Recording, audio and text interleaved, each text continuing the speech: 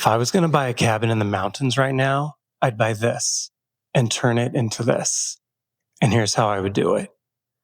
Hi, I'm Michael. I'm a designer and a real estate agent, and I just want our homes to be a little more indulgent. If I'm buying a cabin, I want two things out of it. I want to feel connected with nature. Also, I just want it to feel like a treat, like something that's just a little bit extra. This place checks the first box right away. It sits on a full acre in the Heber Valley with a creek that runs through the backyard. And if it was my space, the first thing I would do to it is stain the interior to a dark weathered finish. There's something about a rustic finish that makes me feel connected to nature. In the same vein, I would install reclaimed wood on the floor. This column I would clad in stone, and the pipe from the wood stove actually runs through it, so there's the added benefit of heat retention.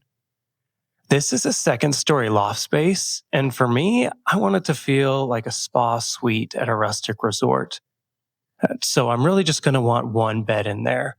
But to keep my sleeping options flexible, I would tuck in a sofa bed and then also stash up like roll-up kids' mattresses and like a chest in the closet so the space can work for a different number of guests. The main event of this space is going to be a tub next to the two-story window that looks over the valley. And because I want this to be the focal point, I would choose a round tub that contrasts all the straight lines and sharp angles in the space.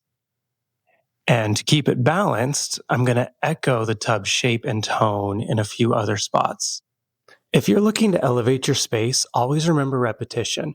Repetition of shapes and colors and textures. This is the hallmark of a well-designed space. Even when I install this dresser and mirror, what I'm doing is balancing and repeating the shape of the stone column over here. I'm also going to put a tree in, and this tree is going to connect the upstairs loft with the downstairs living room in a really beautiful way. And then again, repeat that greenery in a few other subtle spots in the space. Even this hanging bathroom becomes a design element because it's going to echo the rich brown of the bathroom door and also the texture of the rugs. I have a lot of thoughts on lighting, and I'm definitely not trying to enable all of you big light phobic people out there, but for this space, I only want artificial light at night, and I do want it to be dim and warm light. I think I accomplished my goal here. I feel like the space echoes the mountains and the forests that are outside, and I feel like there's indulgence aplenty. I'm actually big mad that I'm not in this tub watching a snowstorm over the valley right now. My best piece of advice today is to sometimes listen to that crazy voice. A bathtub in the middle of a bedroom? That's crazy.